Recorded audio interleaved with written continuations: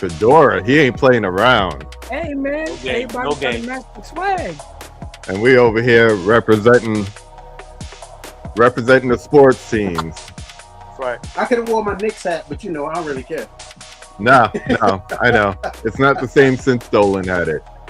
Hey, man. What's going on, everyone? What up, Welcome back. It's KB on the round table with my people here. We've been trying to do this how long, fellas? How long we've been talking about kicking this off? 3-4 More months. than a year, I know. For a minute. Yeah. So Scheduling is crazy. yeah, but I'm glad we got us all here, at least for this first one. What we're doing tonight is we're doing an episode of the Roundtable, but we're also kicking off a new series. We're calling it exactly what it is. It's all about hood classics, still movies. It's going to have some music in there because all good hood classics had it, especially from the 90s and the 70s. Let's keep it 100. And we're going to just talk about some of our favorites in months to come, weeks and months to come. Tonight, we're just going to kick it off by just having a little round table and discussing a few things and talking about some of our favorites. So joining me tonight, we got, going in clockwise order, the man with the fedora, Big Chris from Floyd House Flicks. Good evening, my brothers. How is everything? Everybody good? Yeah, man. We here. Yeah. And you're here. You're I'm here. And I'm up. I'm running. My senior citizenship didn't affect my performance today. I feel good. You got your thing in the right way. The people that know, KB, you got me straightened out, and I appreciate that. Thank you. I'm glad to be here again. It's been a minute, and I'm glad that we're doing it. Let's do it. Yes, sir. Yes, sir. Next up, we got Dolomite. Going back to the 70s, way down in the jungle deep. We got Dell on movies. What's up, my man? What's going on, everybody? All I'm going to say is 2-0 going back to the Garden. Okay. Are you saying Knicks in 4 like everybody else? I'm saying 2-0 going back to the Garden. I'm with that. 2-0. 2-0. How my man say? My man's Muslim, my bagel's Jewish, my Christian's Dior. We'll stop right there. Hey, Dell, you aging backwards, boy. I know. He got the Vaseline on. I think my mom had good genes, passed them on. Bless you. That's what's up. And finally, we got my man. We got to keep it spicy. So we got Nick from movie AV Impulse. Yes, sir. Shout out to all y'all. Thank you, KB, again. I'm glad I could host it with y'all, gentlemen. And shout out to my brother, Triborough. You know, we be doing the Raw Takes Unfiltered. We took a little hiatus, but we coming back Friday live, and it's going to be the episode everybody been waiting for, the Weirdo episode. So make sure y'all stay tuned. It's going to be a lot of fun. We talk movies, music, just like KB, and we'd love to have you on if you want to come on whenever y'all ready. But let's get on with tonight, man, because I'm ready for this one. Hey, Triborough challenged me to a vinyl battle. Oh, he'll kill you, son. Yeah, I saw that. Well, what I told you I need to be in the audience for that one. If I may say, see, as most of the things that I do from my era, golden era. I'm a golden era head, period. Now, overall, if he's going vinyl, like current day, I'm sure he's up to date. But he got both. From what I've seen, he got both. I could bless him. I could bless him with the 80s, 90s, 70s hip hop. I got. Don't worry, he could bless you with the super. But you know, he really tried to pull a fast one on me because I told him I would do it on Prince. Oh no, you got him on that. Yeah, he said, okay. You got him on that. Yeah, you got him on that. It is what it is. So when that happens, we got to put that together. So whether it happens in the weirdo joint, or the homie D-Ray, D-Ray is always down for stuff like D-Ray definitely. D-Ray's gotta host it, man. We can't do it without that brother. Yeah, shout out to D-Ray, man. We miss it. We miss it. Stop playing. Triborough. You know what it is. Hey, we are not alone. Maybe I'm here, man. We are not alone. Let's see who's in the chat. We got Steve saying what's up. We got Culture Trini. I got my crown on tonight. Salute. Hey. Good to see you. Let's see, people saying hi to each other. We got Adrian James on the check-in saying, hey, what's up? Hey. Eli Cortez, what is up, my man? Thank What you. up, If you Eli? like what you see tonight, we're going to have more. This is just episode 1. This is episode 0, ground 0. We're going to kick it off from here. But for tonight, if you see what you like, slash that like you said, sub to all these brothers, even before me. Get them and then come back to me. And then, of course, leave a comment if you see anything you like, you want to talk about further. Everyone checking in with each other. I want to get started. So let's roll. I just want to say, I'd say, well, just even before that, thinking back in the days, hood classic or not, before even hood classics were really a thing, what was the very first movie you watched where you realized, oh, you know what? This one is hitting completely different from normal movies I watch. You could be like in your single digits, teenage years, whatever. Anybody could kick it off. Let me start. Shout out to the Wayans brothers. First of all, I know Scary Movie 6 is getting a lot of slack, but you know what? Them brothers came back. Yeah. They did it for their They father. got their I property respect back. that. They got their property back. Exactly. So I'm gonna get you, sucker, is the first movie as a kid that I seen that even at that age, I believe I was maybe 7 or 8. I was so intrigued with the fish tank, little The suit. shoes. Yeah, the Cadillacs rolling up, the old school feel, and it just hit different. So for me, that was always a certified hood classic, in my opinion, when I first seen it. So that was my first real introduction on movies can be different and Yeah. still have that hood aspect, but come with that comedy relief. But it's really things that are going on in the hood, especially at that time. Yeah. So for me, I'm gonna get you, sucker. Yeah. And what I like about that, you had a lot of 70s parody going on, but it was respectful and we could identify what they were talking about. How about you, fellas? Go ahead, Dell. Okay. I'm gonna say Blackula. Wow. That one. Back to the 70s. Yeah, back in the 70s. I'm showing my age here, even though somebody says I'm aging backwards. But there's that. I used to watch it on. I could tell you it was on ABC. Came on late night, the late movie, and I had already seen a lot of the Universal Monsters movies, but with this one, this wasn't. This was not just a vampire. This was our vampire. This was my vampire, and that just hits different off the top. And then it so happened to contain the first scene that just really, really just horrified me when homegirl was running down the hall at you at the camera. Yes, in slow mo. So, in slow mo, right? With the craziest. I mean, and I've seen Blackula, maybe 20 times since then, and every time that scene comes up, every time. Even like in Get Out, that one scene, I was like, that looks too familiar. Yeah, when homeboy's running at Yep. What about you, Big Chris? For me, it's hood movies for me from my hood. Like Cotton Comes to Harlem, for me, was so familiar because they literally shot that in my neighborhood. I was just born when that movie came out. That movie came out in 1970. So Calvin Lockhart, everybody, it was funny, everybody that was on TV in that era, Red Fox, everybody that was on TV in that era was in that movie. Helen Martin, Wanda, she was always crying on Good Times.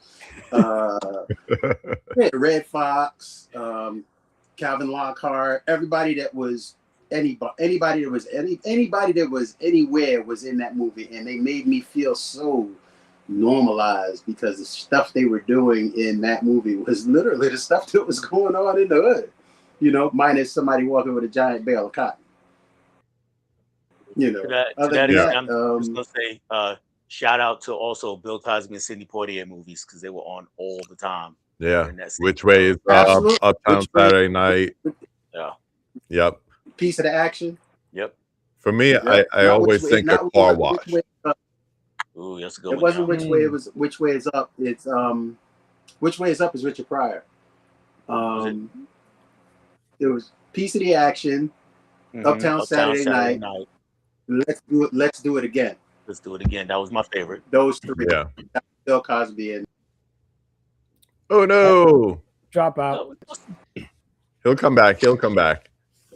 He's Oh, not yeah. all the way gone because he still has his things right there. Like I was saying, If for that me, was- it was Car Wash. Oh, We wow. hear you, we don't see you. You don't see me? Nope. No.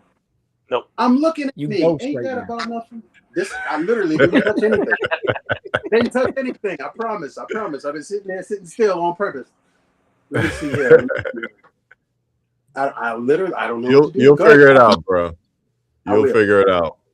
But like I was saying, for me, Car Wash, between the people in the hood seeing, sounding like me, the music, which we'll talk about that with a lot of things here. The music always is something that also is a big deal. Nope. Let's see. Nope. Still can't see you. Yeah, you still on a dark can- screen. I can I hear don't know. you. I don't know why. We Let's can just hear keep it trucking. Y'all know what I look like. Let's go. Oh yeah. Oh yeah. Realistics. But I mean, you just mentioned 70, 72, 88, and you know, we could go into the 90s, 2000s. There's no real clear definition to say something is a hood classic. We have a lot of movies that we identify that way. I have a lot of them on the wallpaper and the thumbnail and everything. But if you had to describe to someone, if someone said to you, "What is a hood classic?" What would you say? I would say that a hood classic is something that it's of course, you know, subjective to where you grew up. It's going to be regional, you know, depending on how your hood works. But a hood classic is anything that didn't have to be a big movie. Probably it was a bad movie, but it definitely resonated with where you grew up, how you grew up, and the people that you grew up around. The music that was involved. There was always something that clicked for you, that drew you in. It's a point of there was always some sort of point of contention where there was something was like relatable, you know, Yeah. whether it was good or bad. But you know, it was like, you know, the drug scene or the, you know, the break dancing, like a movie like Beat Street or Breaking or something Breaking. like that, and how Mhm. different people looked at Breaking when people saw Breaking and then they saw Beat Street. We didn't look at those two movies the same. They both have hip hop, they both have breakdancing and street art and things like that. But Beat Street for us in New York, forget it. Beat Street represented New York 100%. Beat Street represented hip hop 100%. And Breaking being was that, LA. Yeah. I'm sorry, Breaking was LA. Breaking was LA all day, and they had the guys Literally, you John Claude Van Damme on Venice Beach yes, dancing. yes, doing that thing that he does.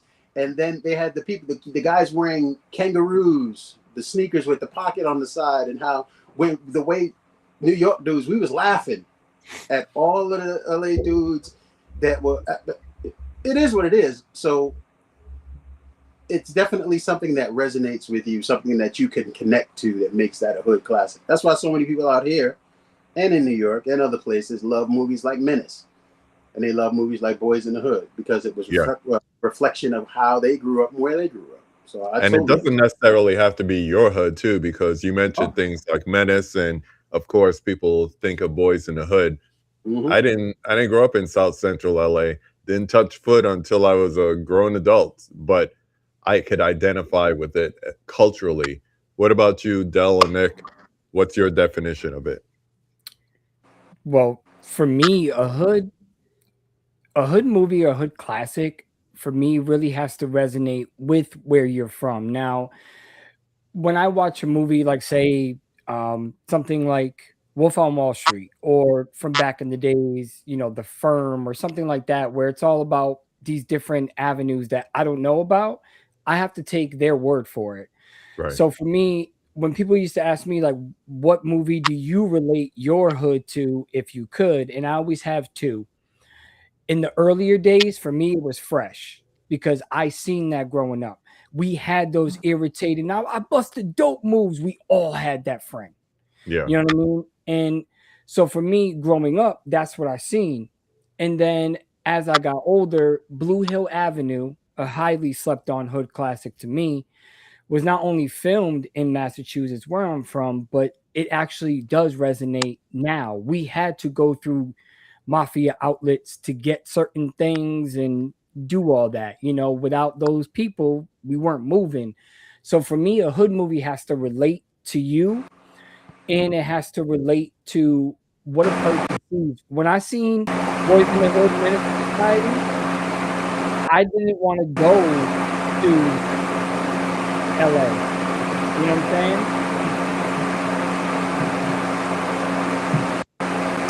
I don't know what that is. I don't know what that is Right either. ass. I tried to mute each person, but it's not. It went away. Came back. This is real hood right now.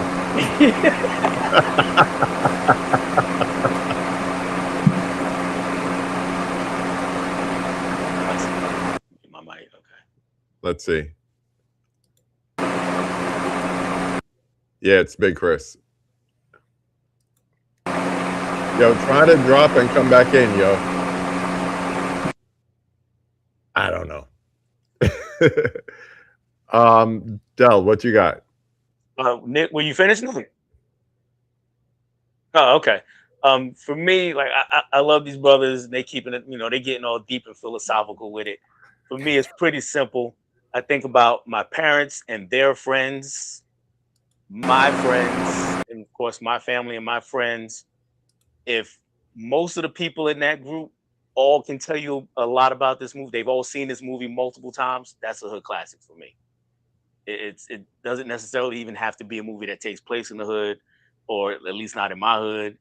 For instance, I can bring up Scarface as a hood classic. Well, there's no black people in Scarface. It's a hood classic. Everybody I know seen Scarface, loves Scarface, Right. and that's just how I go with it. Crazy feedback, Chris. I should tell him to try to switch to the phone. Anyway, for me, it's a culmination of those things, but I always think about the movies that really popped off for us. You went outside, everybody's talking about it, or it was coming out, everybody wanted to see it, or it was the tape that you passed around because everybody knew somebody who had it. And like you said, it could be from your hood, could be from another hood, or it could just be something that's popping off in the hood. So I think as you expand out more from your neighborhood, like what Nick was saying, to identifying things like break-in or like a Scarface. I was never in Miami. No. I never no snow here. So it's like there are certain movies that just carry. And as you like associate with people from different neighborhoods in different locations, you find out that works for them too. My man's getting set up. Can you hear us? Went sideways. He turned it sideways. And I'll let him get set up. Yeah, because like I think about even like some of our Shaw Brothers favorites, those could be considered a hood classic to some people.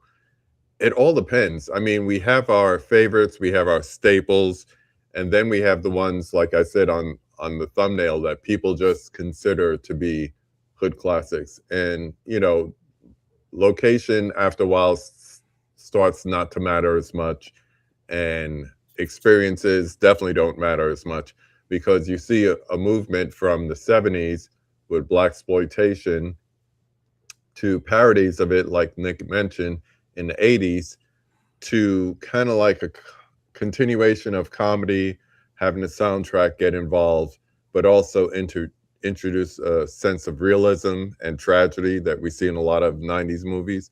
So it was like an opportunity for us to show what we saw cinematically. We could hear you, bro. Yep. So, like I said, 70s classics, 70s comedies, 90s realism, tragedy, more comedy. What is a mandatory, I don't know what to call it, like ingredient for you in your hood classic? Does it have to have like a legendary soundtrack? Or like does it have to be gritty or a certain aesthetic, raw For me, it's got to be raw, and the dialogue? soundtrack got to hit. Um, you know, for me, the combination of that would probably be Menace to Society. You Hmm. know, it not only does it have a dope soundtrack, but the movie, it just is raw, it's gritty, it shows Yeah, you the truth, you know. And I know Boys in the Hood, they say that that shows the truth as well, but I just think Menace to Society did it in such a way of you're more liable to be with, you know, just him and old dog versus being with four dudes all the time, always around. To me, that was more of the friend story, the cousin story, like they gonna ride with you. yeah, And to me, that's how I felt. You know, that to me is that makes a classic. It's got to have a little bit of both. If you can't bang out to the soundtrack, you know what I'm saying? yeah. She got jokes. Yeah, Draculina got jokes. Can y'all see me? David Deathray, Yeah. yeah, you good, man. You You golden. good? I had to start all over again from scratch. Jacqueline, You I'm know, sorry. sometimes we got to do that. We got to do that Thank you. sometimes. I So, hate all Mine- these streaming services. Classic an episode of Martin. My favorite episode of Martin was DMV, and every time he did something wrong, he had to start from scratch. Like he had to go way. Like I feel like Superman's parents in New Superman, where they're like, "Hello, hello, Yeah. can you hear me?" I'm Yeah. so sorry. I didn't even touch anything. I've been sitting pretty this whole time. I ain't touch a thing. So whatever happened, it I was trust not. you. I'm I trust straight. you. I'm charging, bro. I got my charger. Give me charger. Give me charger. I'm charging, dog. He's on deck. I'm on straight back because I was totally, man. I was embarrassed as hell on the last. I'm a blacklist. I'm gonna be on the blacklist for all the Nah, wrong you reasons. good, man. You see, you got to invite back. You good.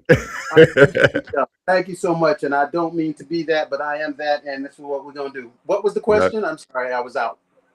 Before we do, well, I'll tell you the question, give you a minute to think about it. We were talking about a main ingredient that you need in your hood classic. But while you're thinking about that, we got Davey Deathray on the check-in. He said he's just a white kid from Alaska, but he noticed a lot of hood classics bring in at least one cultural element that if you only knew if you know. And that brings insight to those that don't.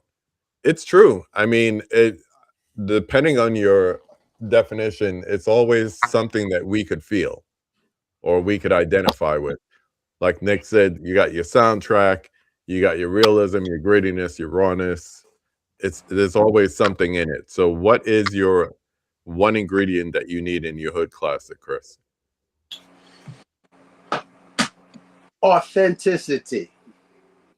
When you see a movie that you know for sure, this is why. Now I think I'm in a minority. When what was this Netflix rap show? It was like in the '70s, and it was about Grandmaster Flash. Yeah, And Oh, I remember that. Get up. But the guy from it went on to do the voice acting on Yeah, Spider-Verse. Shamik correct, Moore. I Shamik think it Moore. was Get Up or Get On Up or something like Get that. on up. Or, Yeah. Well, to me that it was trash. or Get Up on It. I can't It remember. was But go trash. ahead. Yeah. It was trash. I thought it was trash. I thought it was trash because I didn't believe anybody in it. The light skinned kid with the afro that was he was in that. He was in a couple of Jurassic Parks. He was in a couple of things. Yeah, I know who you're talking about. His grammar was, not just be totally frank, his grammar was way too good. He was supposed to be playing a kid, but he had mad chest hair. Everything about it was just dumb and it didn't connect. It didn't land. I got some of the you know, the little things they would do, little key things they would show. I'm like, oh, okay, I see what you're doing. So it gave me some familiarity, but then overall it just felt very inauthentic. I couldn't connect to it because it wasn't what I knew. And I don't mean I only connect to what I know, but Right. it was supposed to be a reflection of that. And it didn't do it at all. Kind of like how the Wu-Tang Saga show was a hit and miss for a lot of people. Yeah. You know, the way the kid that played the RZA, how he's talked like a robot. Everything we're going to move carefully and like ninjas. People hated it for that. Eventually, if you continue to watch the show, he kind of evolved out of that. He stopped doing much. But if you're going to talk about something that literally this is a history. This is not made up. This is history. So if you're talking about something that's history, please do your homework. Please get people on the screen that are going to be able to reflect that. That's how I felt about Paid in Full when I watched Paid in Full. Most of those cats are from Harlem, except for Wood Harris. Cam is from Harlem. What's dude? Mekhi Phifer. Mekhi Phifer is from Harlem. So they playing Harlem dudes. So to me, it felt authentic. So for me, I think like those two movies you mentioned, it's like they kind of did a history book thing and then they try to recreate it. So if you can recreate it with a strand or a plug of authenticity, I'm not going to be upset with you. But if it's all like just bad, it's not going to fly. So yeah, for me, it's authenticity. Yeah. It reminds me of how punk rock is portrayed in movies. Yeah, same thing. It's sound systems out of Jamaica, whether they went to the UK and made punk rock or they came to New York and did sound systems to become hip hop. Same thing. As a fan of the culture and musician from that scene, you can just feel when it's some sort of so true. I think SLC punk is probably the closest we'll get to what like punk rock, like that whole generation really came from. I would love for them to come out with a Nirvana movie, you know, because they really started the whole grunge thing.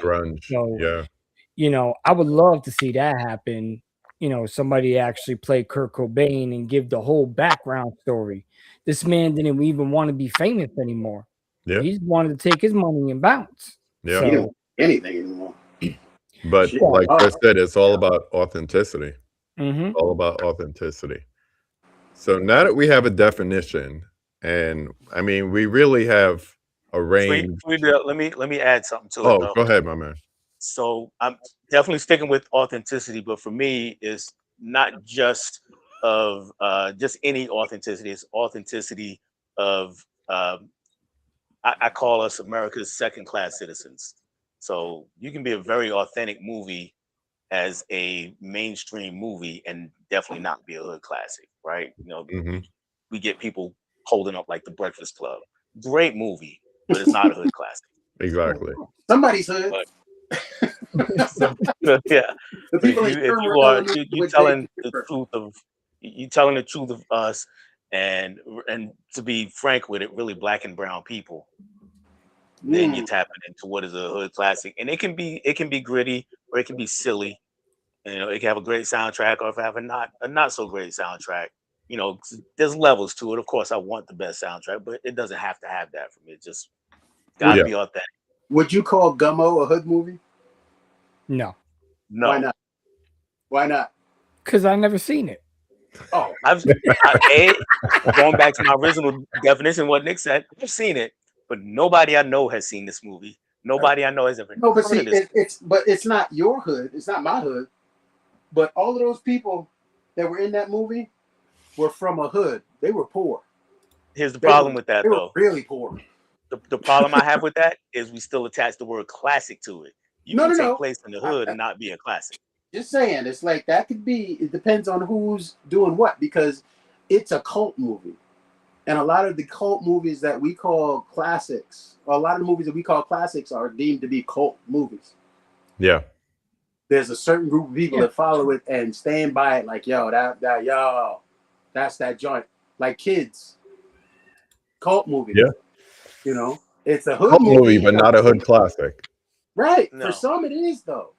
So I'm kind of, I would say I would say Kids is a lot closer than Gummo, that's because you grew up in and New York and you can relate to it. that's Because you're absolutely true. But there. but then again, I go back to that classic. I'm gonna be honest with you. People who love Gummo, I look at sideways. Yeah, you should, because they something definitely amiss with those kids. Yeah. Looks Yeah, like for real. bullshit. It's a Yeah. movie I you never love Kids, watch, man. but you only have to watch it once. So do I. So do I. You know, that movie is the sole reason why I was never promiscuous. Plain and Yes. simple. Yeah. Plain and simple. I couldn't say it though. Hey, Hey, Nah. man. I'm gonna tilt this up to my head, but before I do this, salute to you, brothers. I appreciate you. Hella. Honestly, Salute. I will say this. I'm the only one without a beard tonight. I should, Right, I Oh, should whoa, whoa, tell whoa, whoa, somebody. whoa, whoa, whoa, whoa, whoa. That's a C4. Certified truck driver, baby. I don't drink. No, my I bad. I didn't missed recognize. that we don't. I got to drive a And tractor drill. trailer. I missed that we don't get to chop it up as much as we used to, and I look forward to doing this much more. So, Yes, sir. salute to the group and salute to all the people in the chat. I appreciate y'all too. For Yes, real. Wow. and thank you, KB, for checking out the Disney video. All the videos I've been dropping, man. It's been so much fun because I'm Yeah. just doing me. No more scripts, no more nothing. You don't No, like it? that's the way Let you it gotta go. be, man. Just bring the Yeah, real. and That's what we're talking about. it's working. I love it. All right. AVM, the edge. Shout out to Nick real quick because I watch his stuff too. And he gets to talking about transfers and all the technical stuff. My head spins, but he keeps me watching anyway. I try to tell people you don't want the bad. You don't want to. If a transfer is good, is good. But if it's fantastic, Goonies, out of this world, 5 stars. You know what I mean? As far as a dope transfer. But when you get something like, for me, Severin, they really messed up with Changeling. But hey, that's just me. Because of you, I went back and watched The Fugitive the other day because Oh, one of the come best on. 4Ks out there for sure. Yeah, Sure. that's my number one in Shawshank. Those Yeah. two, man. And your just production is getting better and better and better all the time. Yes, sir. Yeah. Yes, sir. I appreciate it, man. And we hope to have y'all brothers up on the show. KB's already been on the podcast, so I got no technical savvy. I ain't gonna be on that. You just need some time, brother. You just need some I'm gonna time. show up. I'm gonna show up, and then I'll be, hey, you know what happened last time? We got some people coming in for the chat here. Celebrating 10 months of no alcohol today. Perfect day for it. Hey, bring on the soft drinks. It's all good. It's all good. Orange Fanta, delicious. Oh yeah, the OG. Patrick says if it was a Heineken, if he had one. We got some love for Big Chris from Caprice. Hey, says to yo, all of us. this lady here, she's amazing. She's I love amazing. her.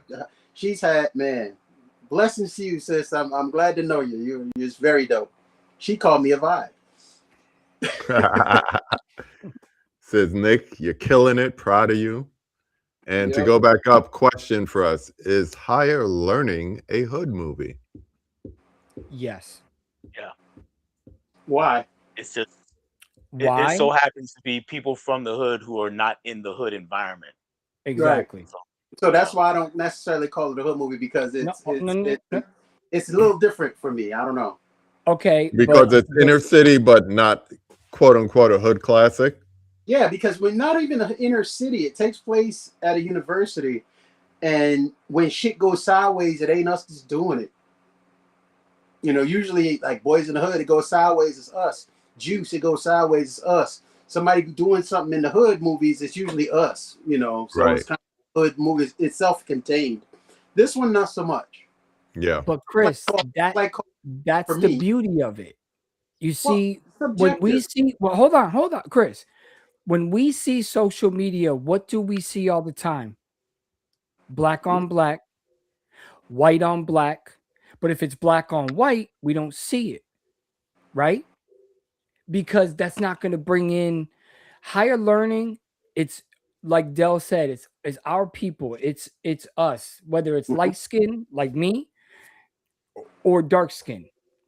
They are put in an environment that they don't know. So once the rules are broken, the white people that they call it get the privilege, but they're the ones starting the trouble. You know what I'm saying? So Mhm. it's relatable in the hood because when I was walking down the street, I look Spanish and I look younger than I am. Yo, what are you doing in Infinity, son? Get out the car. That was me. But the same white boy can roll by Hmm. and he didn't have no problem. I was doing the speed limit. Mhm. You know what I'm saying? So for me, higher learning is an environment, hood classic, because it's out of the environment, but still hood driven. I You think know, the timing of it was great too, because we were coming off of things like you had a lot of inner city kids trying to get into college because of different HBCU world and era. all that. So I think it was a timely movie. But I'm still going back and forth with that question as far as my opinion. It was Yeah. transitional. It was a transitional move. And you know, I ain't gonna front. I've never seen higher learning all the way through. But now that I got that off my chest, I'm gonna say it's a transitional movie. It's like you from the hood, you know the hood, but you're going into an environment as Nick says, you're going into an environment that you're not necessarily familiar with, and you're going to encounter things that you're not necessarily familiar with because you're going to be around people that you're not necessarily used to being around.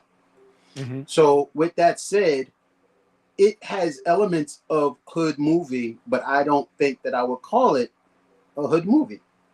That's just for me, just because it doesn't even take place in the hood. It's just people from the hood. So you got people from the hood. I don't know that if you got people from the hood in an environment that's not the hood, I can't Well, a 100% big give it. part of the big part of that for me is it's seen through our eyes, Yeah, right? You know, Hmm. through the eyes of and definitely director John Singleton, seen through his eyes.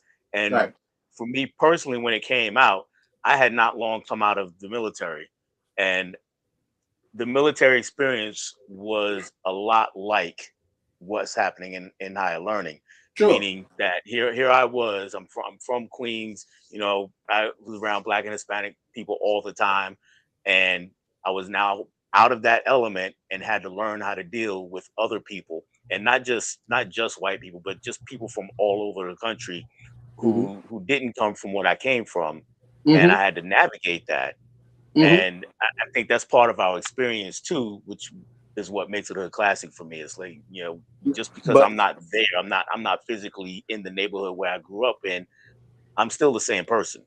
Yeah. you are. And I have But to there was have to have nothing to hood navigate about the that world. experience. There was nothing hood, and I don't know your experience, but I'm gonna just speak because when I was at the academy, when I had to go away to a situation like that, it's like you're around people that, you know, from all stretches of this country, and you get Mhm. to see how many different people you get to be around, and you be you when you go.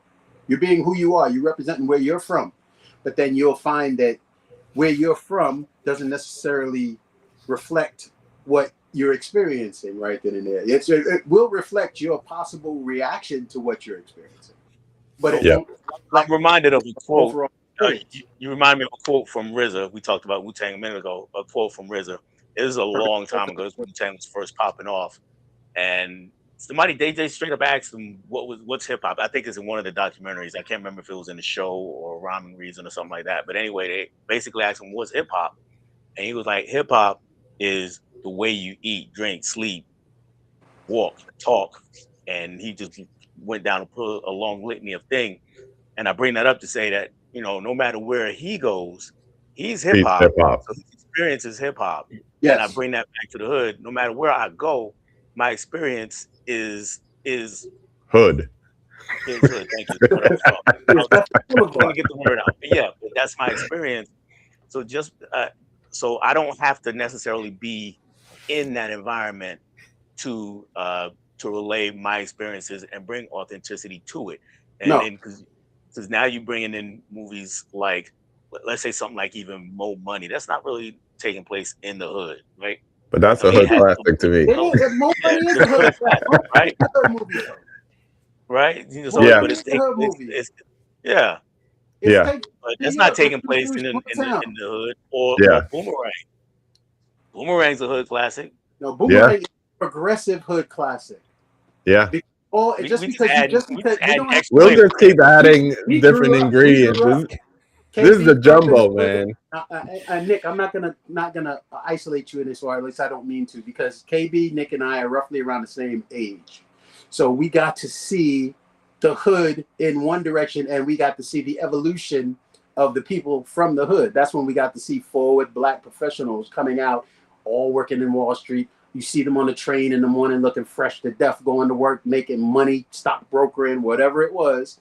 And to me, it still had his hood element, because you see when um when dude's parents came to the house, they was Are as we hood as talking about hell. Boomerang now? Still? Yes, that's what we're Yeah. Okay. referring Yeah. to. Yeah. Ghetto as hell. Everything. Old girl that lived next door to Marcus, she was ghetto as hell. Everybody in that movie had ghetto in them because they knew the ghetto. Yeah. They reflected the ghetto. They just realized the picture was bigger than their original experiences. They got to see that they could do more, which that forward black professionals, that's where all of that came from. And like KB said, the HBCUs and all of this stuff promoted all of that stuff, so it just pushed it forward. Long story Yeah. short, for me, no. Okay. We'll leave it KB, on that. what's yours? You ain't say? No, I said I'm still thinking about it as Yeah, far as what it exactly. is or what it's not, Okay. because you could really go either way with it. So I don't Okay. know. We'll come back to that. But I He want to said, get into the main thing. I don't know. I want to get into the main thing here. We all chose a movie to represent a hood classic for us. So we're just going to go around and talk about it, and then the others could like kick in on it. So I'm going to have you start, Nick, if that's okay. Yeah, of course. I'm All right, man. for me, I didn't want to be choosing just a regular, normal, everyday. So I brought up in the chat that we have going Empire. Now, I know a lot of people, they don't consider this a hood classic, but I do. John Leguizamo coming up. And then, the scene with Fat Joe, we all can't deny when they're having the shootout, the rifle, shotgun comes over the couch. It's fire to me. The reason that I love it so much is because not only does it show hood smarts of John having to protect his self, his crew, and feed his crew, but it's also showing you jealousy in the crew. It's also showing you what not to do and how easily it is to be manipulated. Now, what do you mean by manipulation? Meaning that dude that took his money not only manipulated him, but manipulated the higher ups. And that's how quick it is. And it's all just a nasty pyramid. This guy pretended like he was the man and getting all this bread, and come to find out he just taking his bread. So who's smarter? Was John Leguizamo smarter, or was the white boy smarter? I forget his name, but Jack. for me, that's a hood classic. And I think a lot of people sleep on it because they can't picture John Leguizamo as a gangster type of person. But we all remember I was Benny about to from say the this Bronx. could be Benny Blanco from the Bronx 10 years Yeah, later, because it's about that time between the movies, and this was Peter, yeah, supposed but to be in the South nobody, Bronx, right? Peter, check, everybody was like, bitch. oh, I can't. It's kind of like me. Everybody gets mad at me when I talk about the Bourne franchise. I can't picture Matt Damon whooping ass like that. So I don't like them. Okay. Now that's not to say that they're not great movies. Everybody can love them. That's fine. But to me, I don't see him as that guy that could just take people out like that. So I don't like the franchise, right? Everybody seen Empire and was like, "Oh, John Leguizamo, he can't play a Spanish gangster, right?" What? Have you seen Carlito's Way? You know what I'm saying? And so I always try to get those movies that people they know but they don't remember, or for Hmm. some reason they skipped over it. And Empire is definitely one of them. Plus you got I believe you got Tretch on the soundtrack. You got Fat Joe joints. Of You've course. got I think there's a Wu-Tang joint on there. I mean, the soundtrack is pretty good too. Is it as strong as the movie? No. But you know, for me, the movie is definitely a hood classic. So that's for my round on this episode. I'm trying to remember the song. I'm trying to remember the soundtrack. It's been a minute since I listened to the Yeah, soundtrack because yeah. there's so many. Conway right now is killing it. So I've been listening to a lot of That's all you're listening to, Griselda. huh? Oh, Griselda is just killing it. They're killing it. Is there still a Matt Damon Griselda? soft as hell. See, I can't. Why you gotta be soft, Dracula? Look, Matt I Damon can is like picture 6'3", no, I think. Any but I tall, can picture big dude. Ben Affleck I was just in about to the. say you could see Ben Affleck, but not. I could see reindeer games. Like I could see him being a badass. Yeah. But Matt Damon, all I think is Goodwill Hunting, and He it's was kicking just good hunting. How Huh? about them apples? He was beating up right. Like Black Apples. I got a number. Yes, He was so kicking ass in that movie. He was there's a really, he difference was a between hooligan. that He was a and being hooligan. John Wick. Okay, the man's not. He's not there. He's just not there for me. Sorry. I have never sat through an entire Bourne movie, and I've tried. I'm gonna send you the what is it? The digital codes. The digital code for Swear it. to God. Matt Damon grew potatoes in his own poop. That's all I want. KB, I'll see you at the next meetup, but it won't be me. Okay. So back to Empire. Dell, Chris, have you seen this one, or do you remember seeing this one? Who introduced me to this movie because I had never seen it. I'd seen it like on the shelf in Blockbuster, but I didn't know anybody who had ever watched the movie, and so it wasn't a thing where I didn't believe in John Leguizamo because I've always thought he's a great actor. It's just that nobody I knew had seen this movie. Nobody recommended this movie, so it was like just another one of thousands out there. So when Nick came on Movie Swap, that was the movie that he brought to me, and yeah, it's really good, and it goes through all those things that he talked about, and who can you trust was also a big theme in the movie, and he mentioned the Fat Joe scene, that's instantly iconic as soon as you see it. He's just sitting there and he hits the thing, and the rifle comes flying up over his head, and he just grabs it and starts shooting. And I must have rewound that scene about 5-10 times. And then I watched it the other night. It was kind of the same thing. And so yeah, it just flew under the radar. I didn't hear anybody talking good or bad about it. That's why I didn't see it. But once I saw it, I understood. Yeah, and you introduced me to Lady Snowblood. So that movie swap was probably one of the best because I would have never known that my favorite director actually took inspiration for Kill Bill from Lady Snowblood. Wouldn't be the first time. Wouldn't be, yeah. Oh, I know that. A lot of inspiration from a lot of different movies. Talk about it. Sure. How about you, Chris? Did you watch Empire? Nope. Like cuts it short. I am not a John Leguizamo guy. John Leguizamo, this might be on more of a personal level. To me, is a weirdo. I guess a lot of people are weirdos, but to me, he's a weirdo.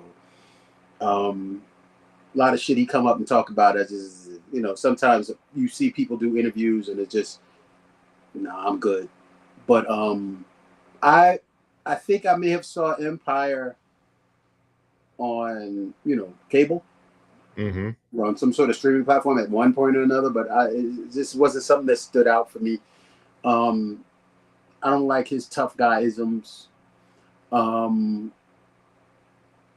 me, probably his most authentic role is in Tu Wong Fu. That's how I feel about it. All right, Chris, can I tell you something, Chris? He's not really like a tough guy in the movie. No, I know. He's very subtle. He's not Benny from the. You know what I'm saying? John Leguizamo a couple of times, and to me, he was a weirdo. But you know how Hollywood is, and he's a comedian.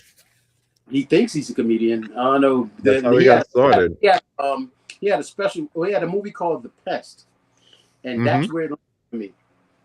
He's a pest. Oh, I love that movie.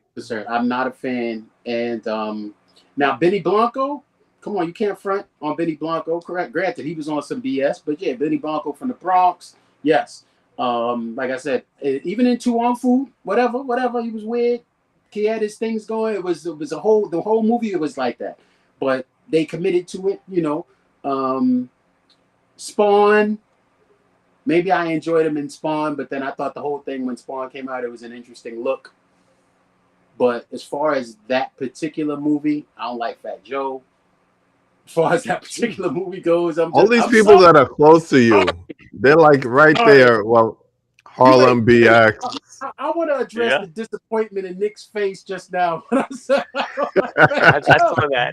I'm sorry, Nick. I don't like Fat Joe. Fat Joe is right up there with John Leguizamo as far as I'm concerned. I never really hung around or met Fat Joe before, but just listening to him talk annoys me.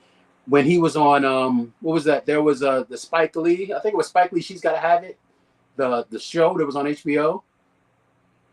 I believe he was on that. He ran like a strip club or something like that. And hey kids, I just can't. I couldn't connect. I'm sorry. Maybe I need to give it. I'll give it the benefit of the doubt. I'm gonna watch it. I'm gonna watch it tonight. There you go. I can understand. But I'm gonna watch it. I can understand where you're coming from. Leguizamo, I know he tends to rub some people the wrong way.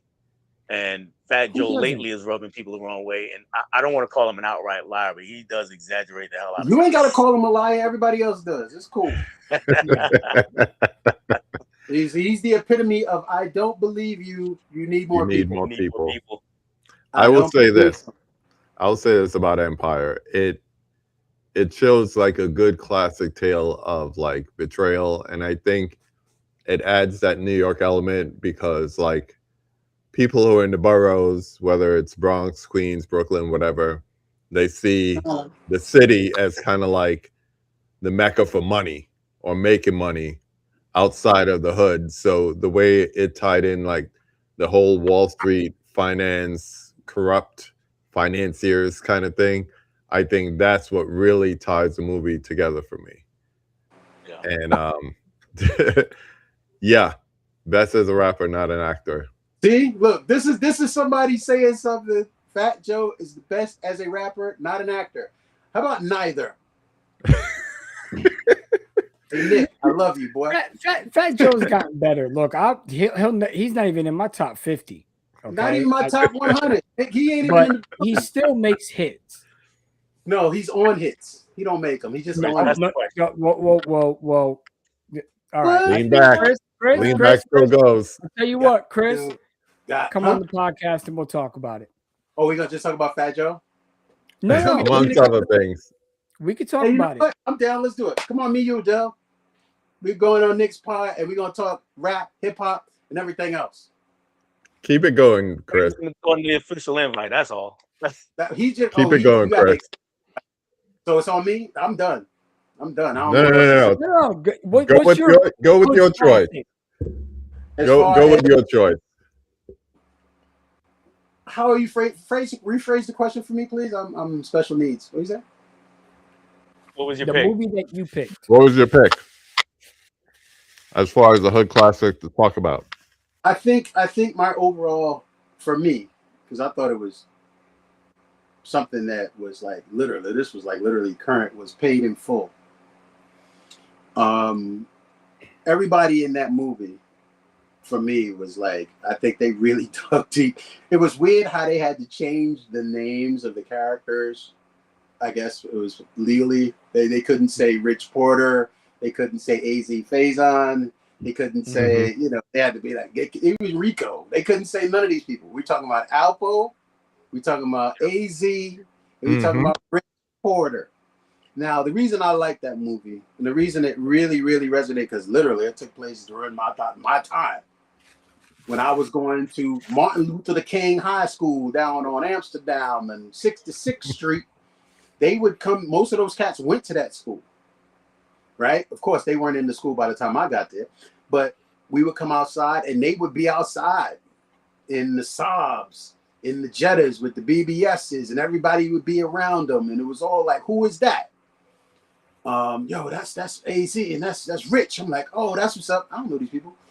I was pretty much a latchkey kid. I couldn't go out the crib, past a certain time. I couldn't go where these guys lived. They lived up on like 100. I lived on 127th Street and Fifth Avenue. They were on 140th Street and like between 137th and 140th Street and Lenox and 7th Avenue. I couldn't go up there. My school was up there, but I couldn't go up there because my mom knew what was going on. So she pretty much kept me a bit sheltered.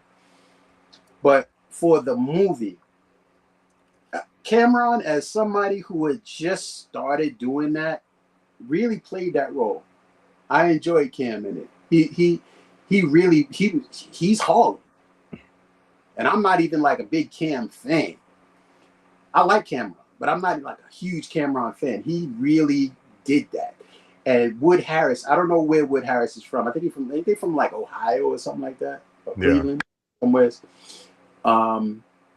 They got it together. They got it together.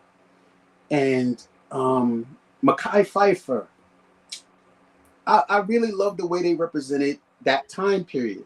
And I really love the way they represented Harlem. Even in the closing of the movie, as Cam said, and allegedly in his in Cam's podcast, he says, I didn't want to say this because everybody was against Alpo, and I didn't want to say this. He's at the end of the movie, he says, yeah, I'm gonna give y'all everything when he's with the cops. I'll give y'all whatever y'all want, but I ain't snitching on nobody from Harlem. Yeah, Harlem. I was like, wow, that's a bit heavy. But the way that they did it, to me, it was just well done. The music was representative of what was popping. The Rooftop Club, where they were showing all the movies with, Cam. That was a real thing. Cameron was Alpo was a wild boy. He do videos with unsuspecting people, and next thing you know, show the video in the club while them people is in the club. These would be people's girlfriends that he would scoop and do things like that with. The Rooftop, the cars, Willie Burger, like at the end of Paid in Full. It happened in the middle too, when they went outside and it was all the people was outside, and there was a big, they were standing in front of a stand, and it was sort of like a block party looking sort of thing. But that was Willie Burger. That was a hamburger stand that every night or after the club, everybody would load up in front of Willie Burger, eat hamburgers, smoke weed, talk shit. Everybody want to be seen. To me, that lends to its authenticity. And to me, that movie was a strong representation of Harlem. Is it the best hood movie that I've ever seen? No. But it's a favorite. I enjoyed watching it. I related to a lot of it. I heard of a lot of it. When Rich's little brother got kidnapped, all of that stuff. That's those things actually happened.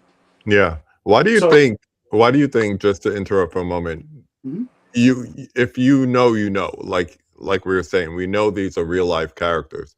Why do you think they played it so close to the vest, but didn't actually use like Cam is Alpo or Wood Harris is AZ or whatever it is? Again, if there's a certain level of legality, I'm sure it played a role in that, in the names. We change the names to protect the innocent or the guilty or however that's versed. Yeah.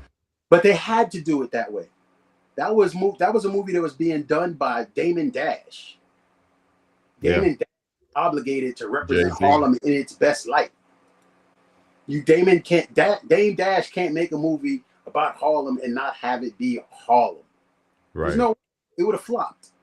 Even though Harlem all knew what was going on. Right. Even though, of course. Even though some of the movie, I think they shot some of the movie in Canada. But it is what it is. Yeah. The stuff that was in Harlem, people knew. So they had to do it that way. And I don't know too many people that had a problem with that in that respect. But that's the only thing I can think of as far as names go. I thought it was funny, but we got it. Yeah. We got it. Yeah.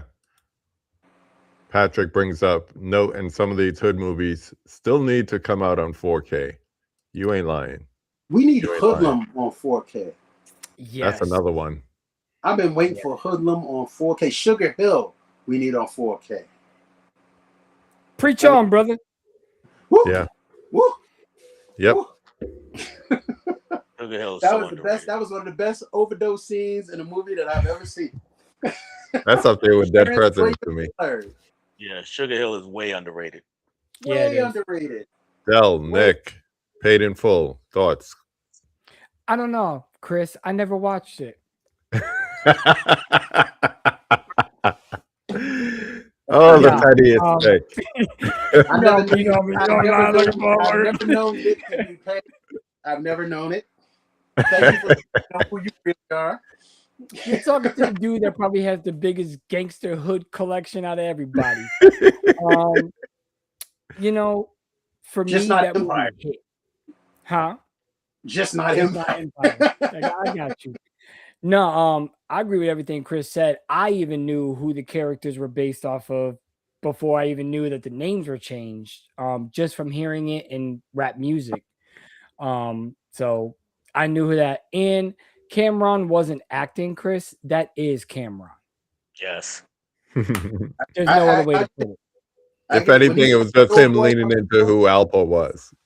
No, no, that's but Cameron. Alpo was a wild boy. So Cameron Yeah, had no that's choice but Cameron. him as a wild boy. See- When he snatched old boy out the window, dude got y'all scared like that?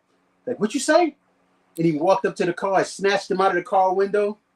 And he actually punched that dude in his face. Yeah. In that, busted his whole mouth open, made him pull his pants down the street. That was something that happened in Harlem all the time. Sorry, Nick. Do Yes, you think that's Cam. that's Harlem? Do you not hear the stories that Mate says, that Big L said before he died in interviews?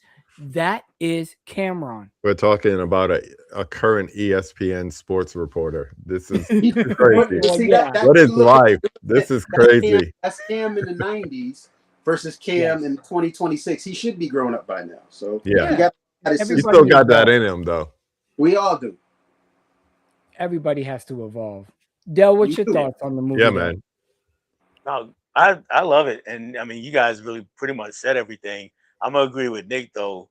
I mean, yeah, it's Alpo's story, but it's Cameron. That's who he is. I don't debate. No argument. I don't debate that. You have zero argument. No argument. No one else honestly that role like that. And I'm gonna say, and I'll say one other thing. We talked about Wood Harris. He's a great actor, and he is the very definition of black famous. Yes. Yes. I ain't mad at him for it. I seen an example of this the other night. He's I showed famous. I showed Above the Rim to some friends who probably never even heard of it. It was his first Tupac movie, put it that way. And he's like, that one guy what is he, the gunman? I was like, no, that's Wood Harris. He's in everything. He's black famous. Hey, yo, KB. Yo, baby, I gotta get out the game, baby. I got shot, baby. I got shot in the head. I can't talk right. Hey, yo, KB. Yeah. It's a shame what happened to Flip. Yeah. Yeah. That is still one of my favorite lines in a movie. Simple, cold, and well delivered, man. It'd have been easier getting them bonks. I saw that movie for the first time within the past 2 years, and that's a Harlem movie, and I never really? saw that movie. Nope. Really? Wow. Nope. I could probably say because I wasn't a Tupac fan. Oh, okay. I think we went to see that in the theater a couple times over. That hospital where they cut the Flip was the dope head, right? He was more like a street bum. Yeah. He was Bernie Mac, wasn't he? Yeah. Where he got cut up, where they had that argument, that's by Harlem Hospital. I was born at that hospital. So there's like certain sentimental things that should have made me watch that movie, but I just never did. It all came flashing back at you when you did. It did. It was like something that I didn't listen to Tupac's discography until like 3 years ago. And you out there. Yeah, come on. He rubbed you the wrong way for real. Out there? Yeah. What does that mean, KB? Cali. New York City. Cali. Born and bred, baby. I hear you. I hear you. No more, baby. I can't talk right. What I was going to say about Paid in Full is I think that's the time when Dame and Cam were like so tight. I mean, you know, he's got that freestyle line talking about how much money he made from Def Jam and never drop a record for them.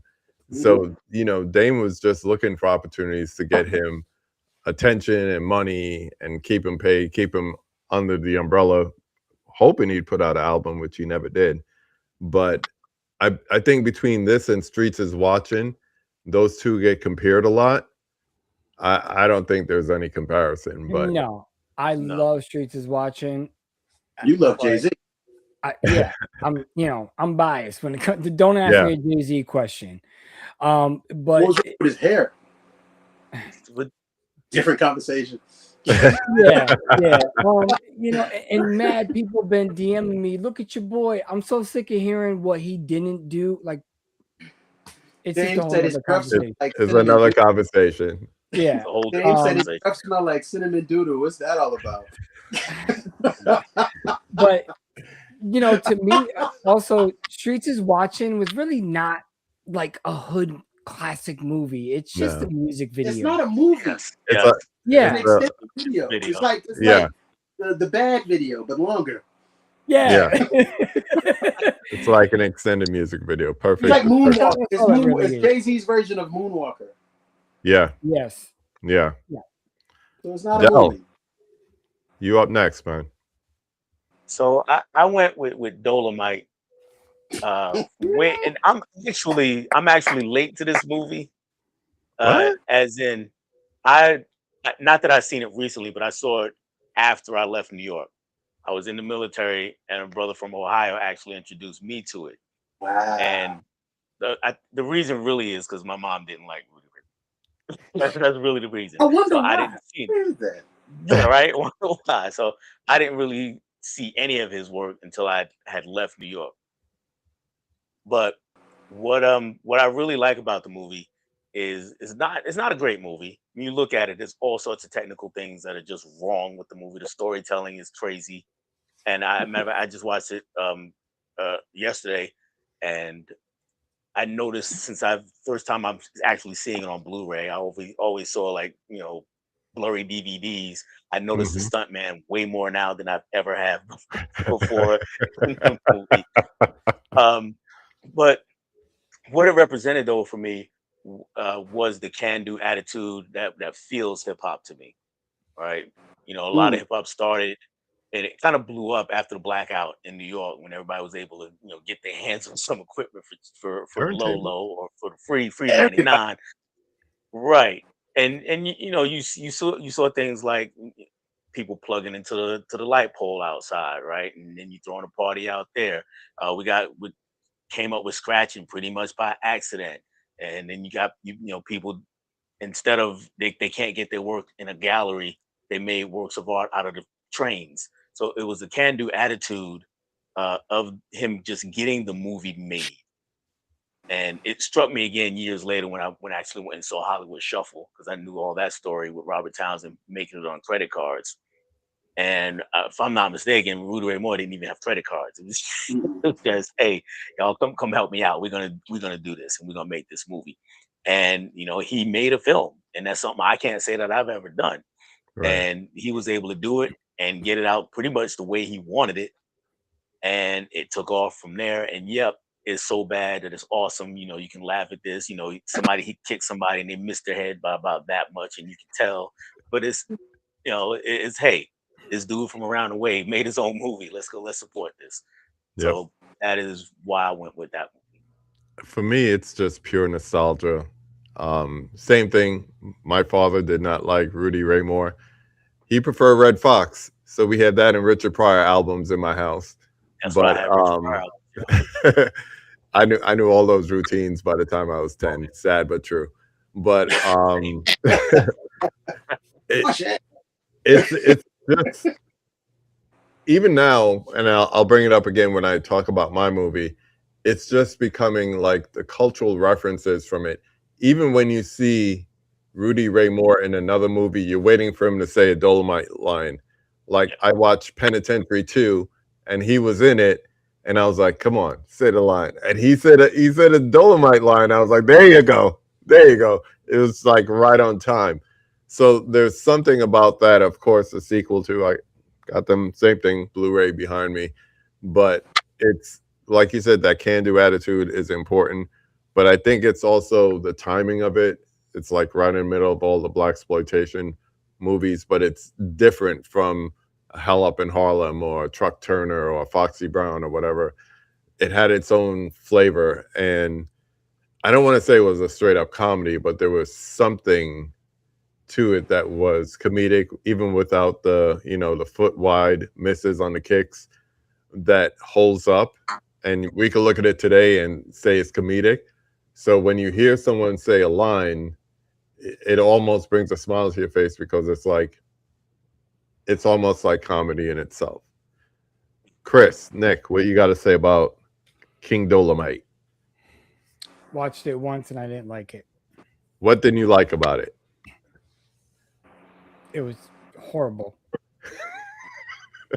It just wasn't my type of, like, I love Foxy Brown, especially, you know, she's a beautiful woman.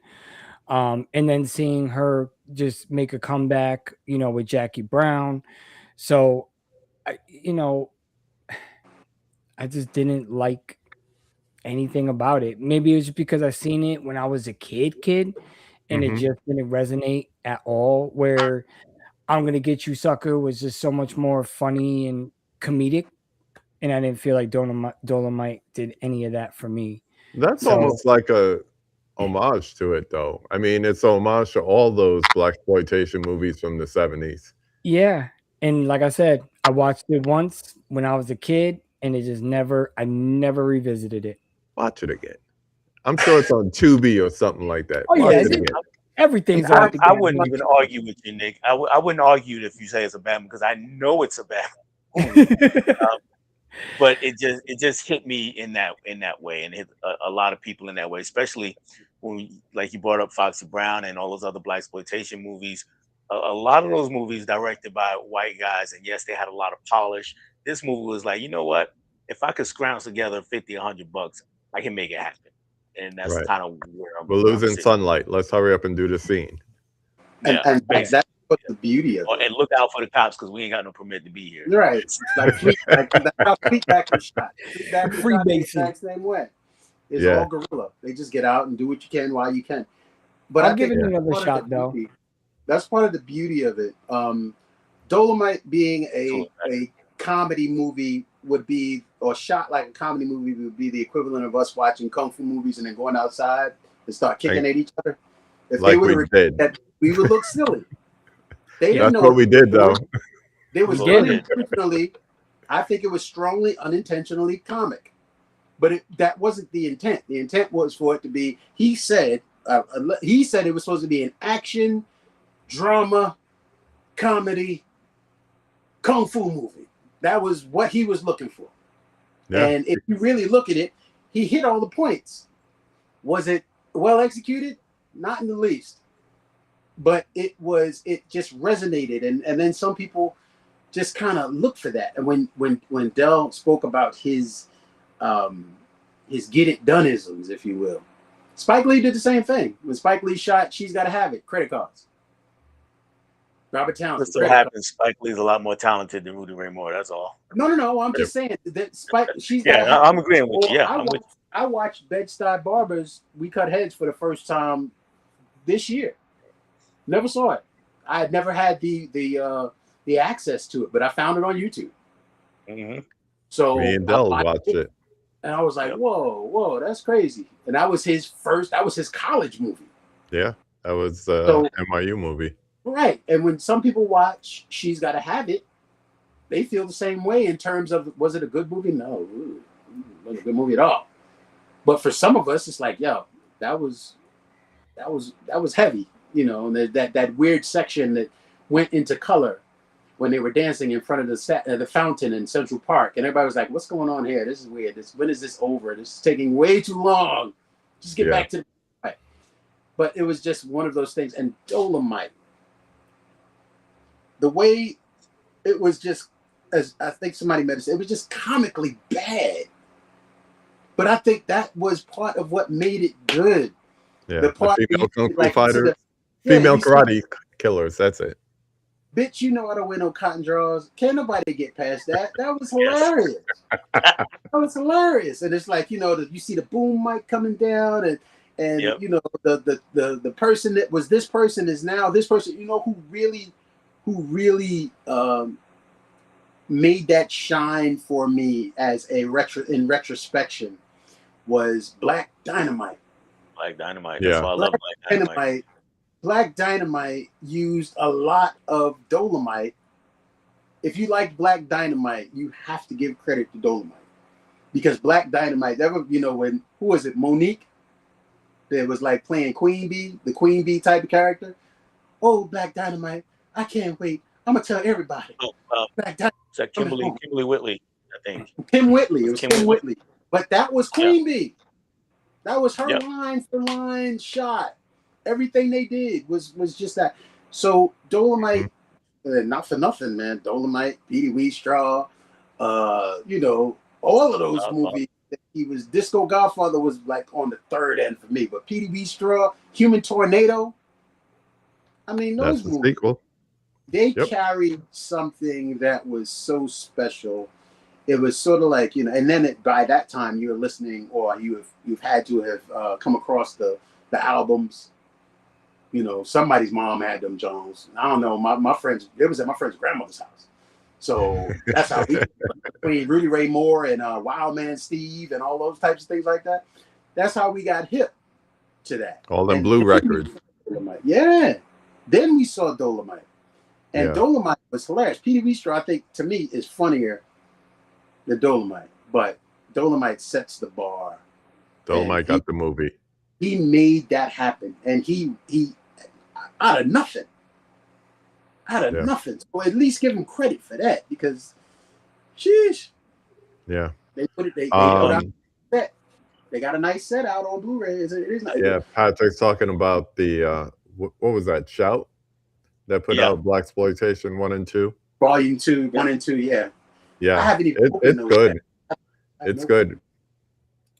I found out something about today I never noticed about Dolomite. The movie ended when I was watching, and I happened to look up while the credits were playing. The school that the girls were learning karate, or they weren't learning, they were beating up people, they were kicking ass. But that school was Chuck Norris's karate school. Oh, get out. Because Chuck Norris for the people. Huh? For the people, that's right. Chuck Norris for the people. Yeah, it was weird, because I just looked up and it's a special thanks to Chuck Norris karate school.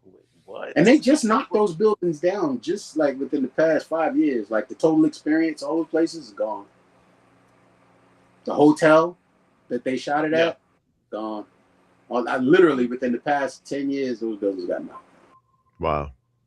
Yeah. Capri Side's Jackie Brown is an amazing film. Another one, you could tie them all together. Tarantino showing his love for Blaxploitation by having Pam Grier in that, for sure. I'm so on the fence with Quentin Tarantino. Hey, Chris. Mm-hmm. No, this is it right here. No, don't misunderstand. I like Quentin Tarantino movies. It's just I think he takes too many liberties, and you know, all the N-word stuff get to be a bit much. I saw Django once, and I saw Django once because they did too much. I whatever. That's just perspective of me, and I know I'm not alone. There are certain things where it's like, why was that necessary? Or why was that called for? Every movie, it's like Hateful Eight. It's like they put Sam Jackson in these movies so they could say the N-word. To me, sometimes I don't know how or why I feel the way I do, but I just know it sometimes just rubs me the wrong way. That said, Quentin Tarantino, but my thing lately with him is I think he needs somebody to tell him no. And he has people around him tells him no. He doesn't listen. Well, that's probably okay. He needs somebody who listens to it in the editing phase, because his, like, Once Upon a Time in Hollywood, those scenes just went on and on and on and on. Like, dude, can we cut this down? Like a better editor? Yeah, someone who he'll listen to, you know. Yeah. And his movies going, like, so his earlier movies I like a lot more. And then, you know, of course, he's borrowing so much. It's hard to say that he's an original. That's something great to talk about. But and he doesn't to me he doesn't quote it. He doesn't say this movie is an adaptation of this, because if he did, it still seems very late. Everybody's just late in the game. Nick didn't know, and he's a Quentin Tarantino fan, and he didn't know that Lady Snowbird was used when they made Kill Bill, because nobody's talking about that type of thing, and that's just to me. A lot of people don't know. Yeah. They don't know until somebody puts it on YouTube that it's this and this and this and this how and old this. is Kill Bill? What? Kill Bill is old. Kill Bill? Yeah, it's like 23 it's old. years or so. Yeah. And Well, this, wasn't it just an anniversary? yeah, it's new information for a lot of people. And again, Nick, I love 2003. Makes good movies. I like his movies, but I can call it out. I like it and still say, yeah, that can do without that. But yeah, not all. 108 times, Nick. That's a lot. That's a lot. Let me bring it back. Let me bring it back with my movie. He broke a record. I went for House Party. Guess who fell in the game? And this kind of ties a couple things in. So House Party, we were talking about movies in different eras and how it represents a hood classic. To me, having a soundtrack, having kind of like the movie that everyone went to see, this was one of those movies. And I like to say between this and Nightmare on Elm Street, these are the two movies that saved New Line cinema, because you wouldn't have all those subsequent movies, all your Lord of the Rings and all that, if New Line went down after Nightmare on Elm Street and House Party. But I think a combination of taking a popular rap group, it was supposed to be Fresh Prince and Jazzy Jeff, but they went on to do Fresh Prince instead. So we got Kid and Play. I watched this just the other night, and the funny thing is most of the soundtrack is Full Force, and they're in the movie as the bullies. So go figure with that. But I think it just brings, at least for me, it brings me back to a time where it was just fun to have a party and hang out with friends and find out who has nasty breath and all this good stuff. And Dragon breath. So I don't know. It's just a good time, and you had great performances. A lot of comedians in it. We mentioned Dolomite. You had Robin Harris. At one point, he's trying to get his son to stay home and watch a Dolomite movie with him. John Witherspoon in it as well. So a lot of great memories with that, I'll say, for House Party. So how about you guys? If I want to jump in on this before I forget. Oh yeah. The actual, it wasn't supposed to be Will Smith and Jazzy Jeff at first. When this script was first written, it was actually supposed to be Groove B Chill. And they're in the movie. That wouldn't have hit. The DJ, remember his name? The dude's name is Chill, the one that keeps bumping into the table with the coins in his hat. And he keeps saying Chill. He's supposed to be the DJ, or he's supposed to be the play character. Groove, the guy that was drunk. I'm about to get those digits. He was supposed to be in the movie, and they had a DJ friend. Oddly enough, the person who told me that was Groove. Back when I used to I used to cut his hair. And like we talking the first time we met, and he telling me everything. I was like, wow, that's crazy. You never know exactly how these things are supposed to play out. Then, because of Jazzy Jeff and the Fresh Prince and the swing they were having, that's when they came into the conversation. And then Kid and Play wound up getting it. I didn't know about that first part. Like a back story. It's on the internet somewhere, I'm sure. Everything in there. Oh yeah. But yeah, you're right. House Party. Oh man. House Party Fridays, like the first time you had exposure to those types of movies, they just did something to you. They were really meat and potatoes for us when we were coming up. They stuck to your bones. Yeah. Daryl Mitchell, he's on, and he was a horrible car accident. And he never stopped him. He stayed with it. He got better as he could get, and stayed with it. And God bless him. He's still out there getting his money. I ain't mad at him. Yeah, he even made Disney money. Yeah, I ain't when mad she at was him. on the Disney Channel, a couple of those kid shows. I ain't mad at him. But yeah, but those movies were like meat and potatoes for us when we were growing up. They quotable, just so quotable. You Yeah. know, I smell whatever, and all Yeah, this. yeah, yeah, yeah. So much going on in that movie, and how Oh. Play was kind of like Play was one of those fair weather friends. We always knew him. Mm-hmm. It's like, yeah, you have my back. Yeah, way Way back. back. I forgot. I said I was going to mention this. So when my son turned 17, it was when Best Buy still sold movies, and I said, "Okay, we need to get you some hood classics." So I went and bought him a bunch of movies, including Friday the Three Movie Collection, Menace to Society, Above the Rim, Saturday Night Live, the best of Eddie Murphy, Chris Rock, and Tracy Morgan, and House Party. That was the first round of movies. We was like, let's start with this. Eventually, other things joined in, like Don't Be a Menace and all that stuff too. So Every time somebody says Tracy Morgan, I think I'm Brian Fellows. Dell, Nick, talk about House Party. You Go want to ahead. jump in there? Go ahead. All right. So for me, it's not just a hood classic. House Party is a family classic, and it's a family tradition that I started. I would like to say. I I like went. that. It's one of my first dates with my then girlfriend at the time. Not currently my wife, but anyway, I've mentioned Sunrise there a lot because I used to hang out. I used to go to there a lot. Sunrise. Before the So Bulletproof. right. So we got there early, and the theater was pretty full when we got there, and it's, I mean, you know how it is. A lot of we get accused of coming into movies late, coming into the theater late. Well, this time the theater was pretty full before the movie started, and about 3 rows in front of us, a fight breaks out. It was two dudes that just There? start Really? going. Yeah, right, Go for right. it. Like who would imagine? But yeah, it breaks out like Not right in front of it. us. Security comes in, they just drag the two guys out. Show starts on time. Loved everything about this movie. Um, and I wasn't necessarily the biggest Kid and Play fan. I liked them all right, but I was like, they kind of corny. But it fit the movie so perfectly. And a few years later, it comes out on DVD. Well, VHS actually. I had a VHS, and then I got a DVD, and then I got married and had kids. And before my kids were 10, they all saw House Party at least 2 or 3 times.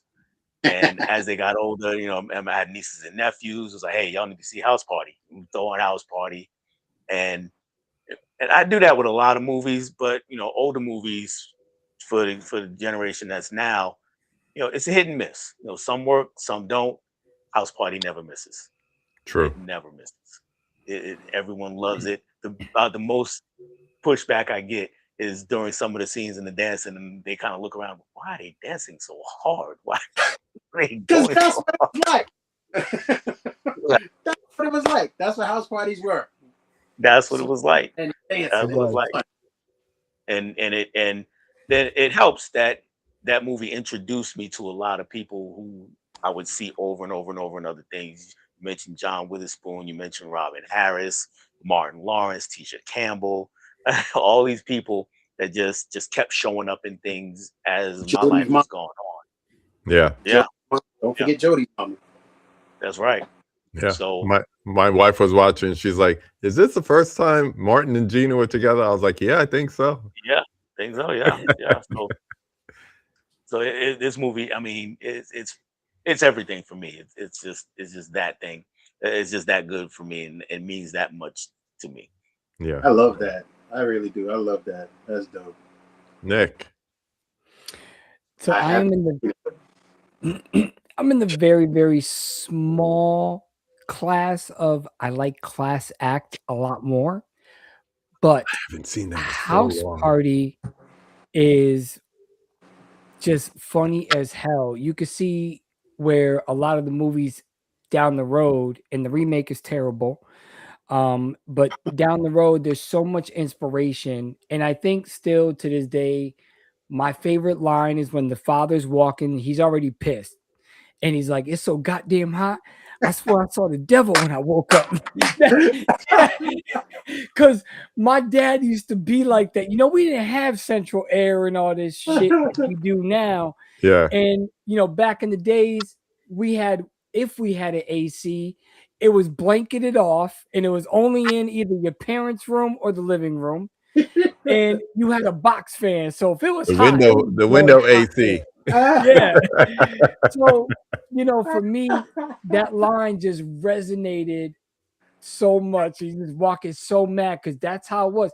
When it was hot out and you pissed off your parents, it was so much worse. Yeah, because than- they're already heated. But you know, just everything about that, how kid always gets played, you know, how we go put all the equipment in the car and then they just leave my man. Mhm. Like they're always playing him. I'm the DJ. Yeah, but we don't need you right now. You know what I'm saying? So, but Play House was Party's bullshit. definitely a classic for me. Play was always on It some is a bullshit. comedy. Yeah. Yeah, Oh, yeah, He's he that was friend. terrible. Like you said, he's that friend. He yeah. was a fair For weather sure. He's ass. that guy. I think For one sure. of my favorite lines is George Clinton. When he says he hit the cop in it, when he hit full force Paul Anthony in the head with the record, he said, He's like, "Yeah, I did it. That's right. 2 tears in the bucket. Fuck it. Just take it to the stage." let's take it to the stage. I said, "God, dude was with it. It was a great movie. Yes. Great Robin The Harris, interaction with the police was funny. Yeah. For sure. Yeah. Mickey. Oh, I'm from a town called Fresh Off a Cop's Ass. Right. That was a good one. Fresh I'm out of the homesick. taking me home sick. One of my favorite things about House Party is actually a blooper. One of the scenes where he bumps into the DJ table, he bumps into the turntables. If you watch the scene, go back and watch it. The hat, you know, Martin Lawrence has the hat on the mic, On the mic. and bumps the table, hat falls off. Martin comes around the table, and they square Mhm. off a little bit, face to Yeah. face.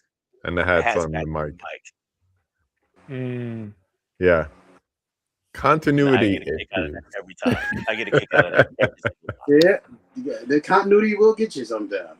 But Yes. I'm gonna go back to this. I'm gonna go back to this comment because this is timely.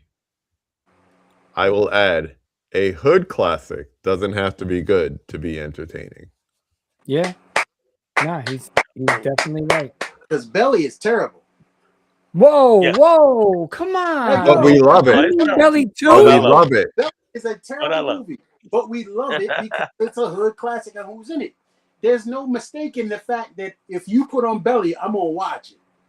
I'm All gonna of us watch will. it. Period. I'm gonna watch it. That But is one of the best casting of intros to Belly me. is awful. That's why It's I one tried of the to put best the intros. thumbnail. I couldn't find that song for the thumbnail for tonight's stream, so I put what I could find. Belly is an awful movie with terrible acting, but because of who's in it, we watched it and we were sucked in. And like KB said, the opening for that movie is probably the best opening of a movie of its kind ever. Yo, that That's 4K, the day I got it, and Nick could appreciate this. The day I got it, I went and I turned on the overheads on the sound system, and I just watched the opening. I just watched the beginning. Yep. And I wanted that surround sound to thump. Yep. And as soon as it was done, I turned it off and put it back in the case. Because it's not the movie. It's like Under the Cherry Moon. Under the Cherry Moon is a Terrible it's a movie. great movie. But we love it. And I will watch it front and back every time it went on. You know my favorite scene. Wreck a stove. There's too many. There's too many. Yeah, Nick is Caprice, about to Caprice has your back, Nick. Caprice has your back. I got mine too. I got mine too. I got mine too. Listen, Everybody hold up their belly. Let me go get mine. I'm gonna get up the set right now. Let me go. Dell, you see what you started? Everybody hold up your belly. Now, Hold up. Got it. Hold up. This got to be like a thumbnail or something. Big Chris, where you at? Go get your belly. if Chris is talking belly There's too, too much going on, but I got. Oh man, come on. Oh, We're about to man, have a yo, thumbnail. Chris, yo. Everybody holding up their belly.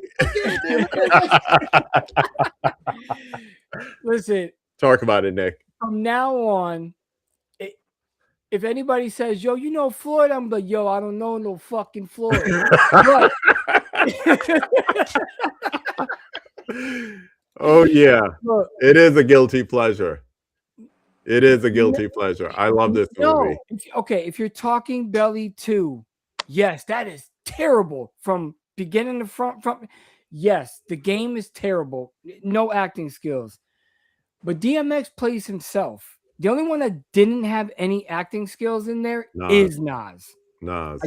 I don't think Nas, but DMX was playing himself. And you mean to tell me the iconic lines I don't like that shit.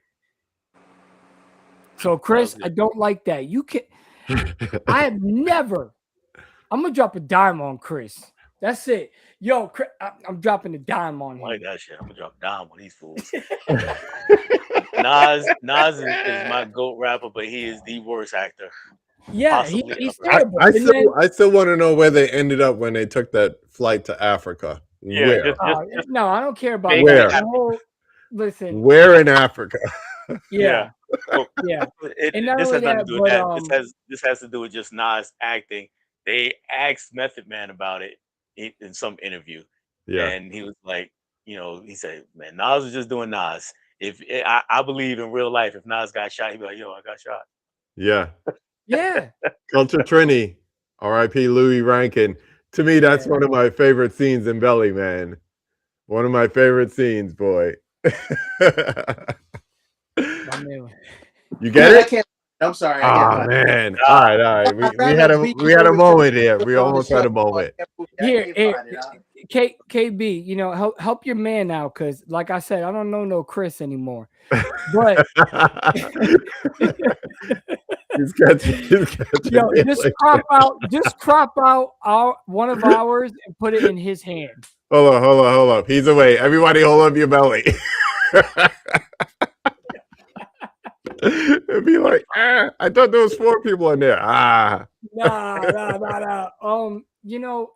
Again, I like the movie. I thought it had a great storyline. It's entertaining all the way through, except for what you said. The last Africa was beautiful. Where in Africa? But other than that, man, I cannot agree that that's a bad movie. If you want to say Streets is Watching is bad, yes, all day. Oh, he got it. Everybody hold it up. There we go. All right, now we complete. Hold up. There we go. It's definitely a classic. What happened? Like hold up. It's definitely a classic. I'm sorry. No, we're not disagreeing. It's a hood classic. But it's a classic. Yeah. But for you to say it's a bad movie, I don't know Floyd anymore. I don't know who you are. But it is a bad that's the movie. thing. It's about taste. Everybody has different tastes. Everybody has an ideal of what a good movie is. KB, it's a bad movie. You know it's a bad movie. Dell. I love and I hate. You know it's a bad movie, Dell. It's the one thing I love and I hate. It's a bad movie, but I love it. The movie. I love it. I love the movie. There's no 2 ways about it. I love the movie, but I can acknowledge the fact that Nas can't act, T-Boz can't. That DMX was struggling, but he did a better job than anybody. Most of the people in there can't act, and the dude in the chair. Watch. The dude that got beat up. Remember the dude that got beat up at the bucket? The one. You did that too authentic, man. It was like, talking to the little kid at the end. He's like, yo, shorty, yeah, what you doing out here? Yeah, I'm trying to make it out here. I'm trying to do what I got. Come on, dog. It was a bad movie, because it was from our era, because it was people that we recognize, because we support the people that we love, and we love the people that was in the movie because it was dope. It was dope. Hype Williams couldn't make a mistake at that point. Hype Williams was making some of the illest videos. It was everything about it. Dope. Why you think that's what it seemed like? It seemed like another long Hype Williams video. This is not the first version of this movie I had. I had this movie 3-5 times. But it's not a great movie. It's just unnecessary for the connection. You got to do it. Just don't say anything bad about Louis Rankin, because Lennox will come back from the dead and open up the street sweep on you. How come we forgot completely about Louis Rankin Don't come to me with no scared business. I am the baddest blood clot Jamaican in the United States. I Trini kill brought for it up nothing. while you were looking for your belly, man. He brought it Kill up for right nothing. here. I kill for fun. Don't come to me with this scared business again. Because Louis Rankin, and then he was even better. Now we brought up Louis Rankin. To me, he was better in Shatas as he was That's in another Men one right there. That's Man, another one. That's Stop another one. playing. Why you want to escort me? What are you talking about? Escort. You mean extort. Whatever. The movie. Oh man, no BET award for that belly. Nope. Lighter.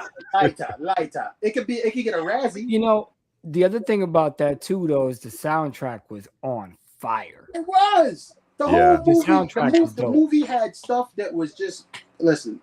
You will not sell to us. I haven't even opened this. You see, it still got the little Best Buy sticker on it because I never opened it. Because I don't need to open it because I know what's on it. I got it And because it has to be. you got 11 other copies. No. You don't need. You don't need need- to you don't open need it because you need to see how good that transfer is. And it's so beautiful. Look at that blue. Look at that Listen. blue. Listen, So I'll get beautiful. to. Steady, one of are those you people- ready? I'm one of those people. I'm one of those people who are still trying to watch all the movies that I buy.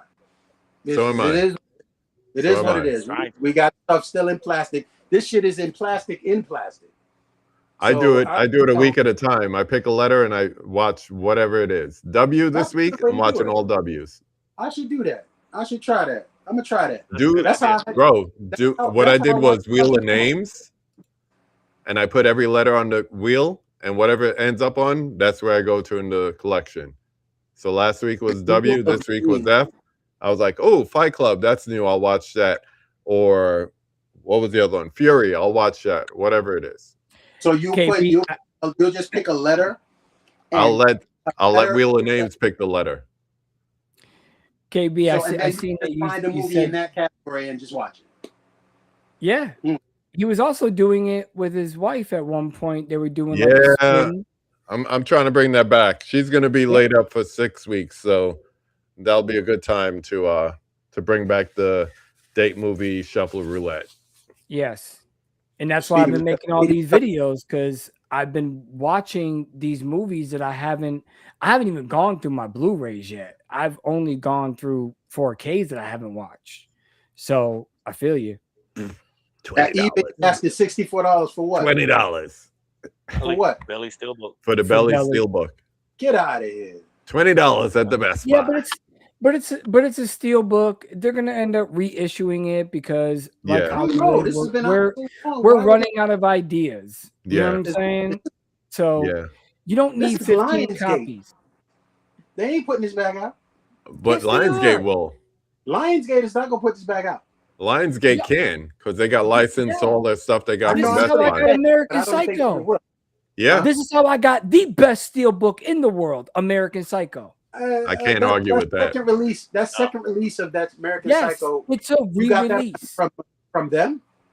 From Lionsgate. from Lionsgate because they Yep, they re-released re-released it, yeah. it. Because see, what these people don't understand is that's where they should be looking. But they It's want the first eBay. pressing for some reason. I was like, Yeah, who cares? Just because Why it's does it like matter with right this? there, Weird. All right. yeah. Watch this I don't shit. care. My shit says second press. I don't care. right? It don't still care watch about the that same. Still Put watch it on the camera. same. Uh-oh. Uh-oh. There I you go. didn't pay Uh-oh. $700. Hold up. Oh, Hold up. Live and direct. What time in live Don't and bring direct? scared Live business and to direct. Floyd. Boom. Look at Big Man. I'm the baddest blood clot. I love it. I love it. R.I.P. DMX, man. That's Yeah. right. Dark Man. Just when he was getting out of his struggle. Yeah. You Nah, know? he wasn't out of it. DMX was stuck. He wasn't getting out of it. And it's sort of like in his faith and the way he spoke, he knew what he was doing. He knew he was making protected at retribution, the end of the day. And that's what bailed him. That's what got him out of it. Yeah. God wasn't going to let him suffer. And that's just how DMX was. Brothers, So now everyone has an idea of what we're talking about when we talk about hood classics. So the plan is do this once a month, maybe first Saturday of the month. I don't know.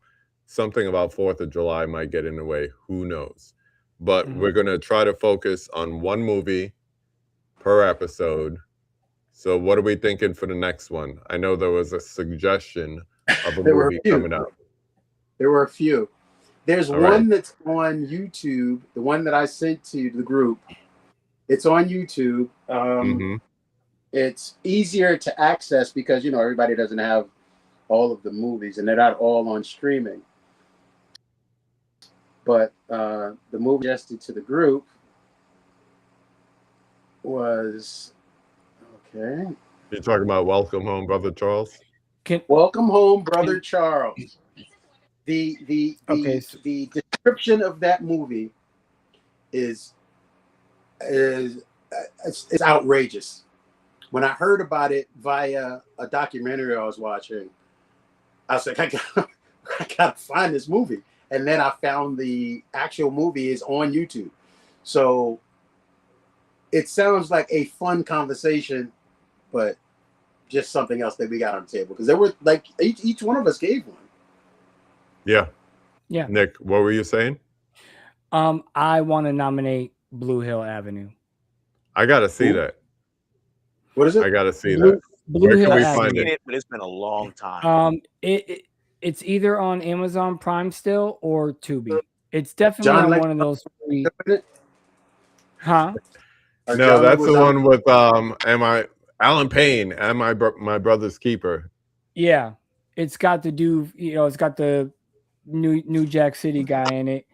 When I made a video years, dude, like what 3 years ago on that, I actually had the director underneath that video in the comments that he would love to do a remaster because he was over budget, not enough money, so a lot of the movie is just very gritty. It's raw and it's real, Okay. So yeah, that's the one I want to nominate. It's on Prime and it's also on Tubi. I just checked. Okay. Yes. What about you, Dell? I got the DVD. There you go. Dell, you got one to nominate? Yeah, I'm gonna keep it the one everybody's seen. But anyway, even though Big Chris doesn't like the star of this movie, I'm gonna put up Juice. Juice? Yeah. No, I just printed out my copy. You what? You did what now? I lent out my copy of Juice to the same guy who never seen a Tupac movie. I was like, now that you've seen a Tupac movie, I think you should see what I think is his best performance. So yes, I lent that. Juice. There's some things that have been going around the internet over the last few weeks about Juice and what type of movie it actually is that I think will be a pretty good discussion. Okay. Well, and for the record, I don't not like Tupac. I never said that I don't like Tupac. I said I'm not a fan, but I don't dislike him. It was, when we grew up, where we was happening, and in '94 was Biggie. I was a Biggie fan. Yeah. That's all. Oh, yeah, me too. And Juice, when Juice came out in '91, forget it. That was everything. Juice was forget it. I literally remember going to see it. So it's like, I was cool on it, but Brenda had a baby and Tupac, it was just too serious. And we were growing up in a native tongue era where we was having fun and dancing. Tupac was just too serious. So that was the only reason I didn't get into Tupac's stuff so deeply. But Bishop, man, he was one of the that's a character boy. Bad guys of hip hop, if you will, man. Bishop was a wild boy. Yep. I'm gonna nominate. Who's for sure? I'm gonna nominate because it's gonna be July, and those that participate in the Criterion sale will probably take the opportunity to buy the John Singleton Hood trilogy if they don't have it already. I'm gonna nominate Boys in the Hood because we got to start getting in some of those hood classics that we've all seen and we have some introspective too. So that's gonna be mine. So something outside of New York. Huh? Something outside of New York. Yeah, I could do it. We are. And also, Q the Movie Collector did a really amazing review on it. So if y'all go check out his channel, he Yeah, did a shout out to really Q, good, man. really good review on all 3 films. And that brings up a good thing also for any of these subsequent episodes. If like there's one of the brothers who can't make it, and we have someone that wants to hop on, leave it in the comments. Let us know. Leave a like, all that good stuff. But we would love to have some guests join us, so it's not just the 4 of us every time. Or if, Sure. like I said, if somebody can't make it, somebody else could hop in. Like if one of you brothers can't make it, and we decide to do Boys in the Hood, Q would be a good one to hop in. So, If yeah, I could say this, Blue Hill Avenue got yeah. 92% on Rotten Tomatoes. A what? It got 92% on Rotten Tomatoes. I like that. And like So, I said, it's on Prime and it's on I've never Tubi. heard of the film. Like I So I'll said, be checking it out. But I'm it's Only low telling place I've budget. ever seen it is BET. I've never seen it. Goldmouth is in it, eating people's cornbread as the scene. We need to put that on the list too. It's a good film. It looks like Yeah. a gangster movie, like a black gangster movie. I'm with it. I'm looking forward to it. I'm looking forward to it. I want to thank everyone who joined us tonight. If you're watching on the replay, thank you. Please like, subscribe, follow all these guys. And we'll probably do this, like I said, sometime around the beginning of next month. I realize 4th of July, whatever. You got something to celebrate. That's good with you. But anyway, yeah, we're going to pick this up next month, one way or the other, and we'll continue talking about hood classics. Nick, what do you got coming up? Tomorrow I'm dropping my Blu-ray So Good I skipped the 4K. I got a few of those. So I also have another one coming out later on in the week where these Blu-rays from boutique labels, because a lot of people don't think I'm a boutique collector as well. I mean, you can see the Severin sticker right there on my but I have it. No matter how good the transfer is, I will never upgrade out of these Blu-rays because they're that good. So, and then I got the horror edition of 4K restorations that I'm finally getting around to watching, and I'm going to give my ranking with my little ranking logo that I made in the last video. So stick around. We got some things coming. Appreciate all you brothers again. Yes, sir. Big Chris, what you got? I ain't got nothing. I'm a civilian. Just join us next month. I've given up my YouTube life, and it's way too hard for me. And I applaud the 3 of you for staying strong and representing as well as you do. And I salute you. I still got some of my old videos up, you know, like the I was just about to say media mutes and you know, I've been getting conversation about Blacks and Cinema Sundays, and you should do it, man. You should come back with it. I've had, first of all, I can't even do this. I'm trying to make my damn iPad work. We could help you, bro. We could help you. I'm not gonna buy a new iPad, but it is. No. Don't do it as a live stream. Just put up a video, bro. Just pre-record a video and put it up. It works better. I'm gonna put all of y'all to work, so we can do it as a group. We're here for it. I can. I've been contemplating it. I've been contemplating it, and but we'll see. We'll see. So, but primarily, you can see most of my action going on my Instagram, Floyd House Flicks, and again, I'm trying to stay out the way. I'm watching you guys do what you do, and I'm enjoying every bit of it. So keep it up. I support you all. Y'all my peoples from like early on. We've been doing this for a little bit now. Way back. And I appreciate you all, and thank you for inviting me to this, man. This is dope, and I look forward to the next one. No doubt. My man Dell. Dellabite. Right. So first, just to echo what everybody else is saying, you know, it's great to be with y'all. And been riding with y'all for a really long time. And I'm a shout out. I did it earlier. I shouted out Nick, but I'm gonna shout him out again. And the reason is because I remember, you know, when him and I were both kind of just getting into this, and you know, I was watching him all the time. And then there was a stretch where I wasn't watching hardly any YouTube Bluetooth content at all. And then I came back to his channel one day and he had like 11,000 subscribers. I was like, what the hell has this happened? So congrats to you on that. And keep doing your thing. And as far as what I have coming up, I just released a video on my top top 10 movies of 2010. Please go watch those movies. I love doing the top 10 movies videos, even if those some of the lowest performing videos on my channel, but I love doing them. Movie Swap is back on Tuesday. I got Chris, aka Bearded Film Guy, on, and we're gonna talk. He's getting me to watch Brian De Palma's Dress to Kill. I had never seen it, and I'm actually introducing him to a hood classic, Death by Temptation. I still want that Vinegar Syndrome Blu-ray. Oh, Death by Temptation, Chain Snatcher. Should I put up Prince's comment here? Okay, and it's gone. Wait, what did it say? What did it say? Don't call blasphemy on my Knickerbockers. Come on now. This is what it is, man. They hungry. It's been since '73. Give us some love, really. I know, man. Dave DeBuscher days.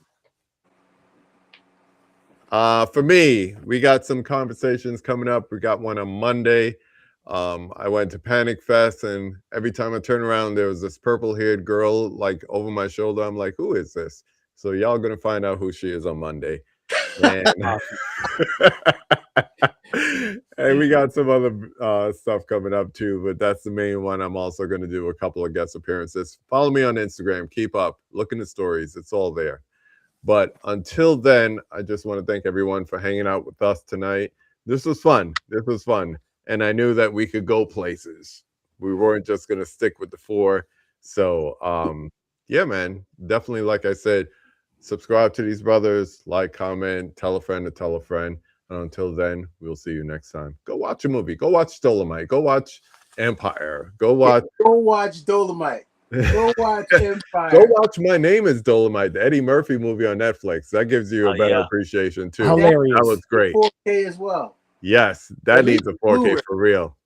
It needs something. It's not even got an official release at all. No, it hasn't. And if you haven't seen Eddie Murphy's AFI, you need to watch it.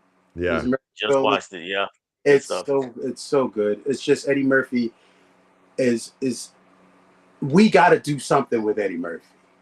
We have to. Like National treasure. Don't go that far, Patrick.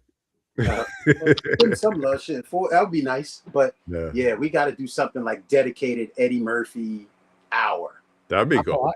We could all pick Eddie Murphy hood classic. We got a couple of them. Eddie Murphy says the only reason he feels that Vampire in Brooklyn failed was the hair. The hair was too long. Yeah. The hair was too long. He looked like a 70s pimp. That's why. What kind of vampire is this? He's supposed to be black. His hair don't grow like that. A vampire with a process. Anyway, that's the way. have a good night, everyone. See y'all.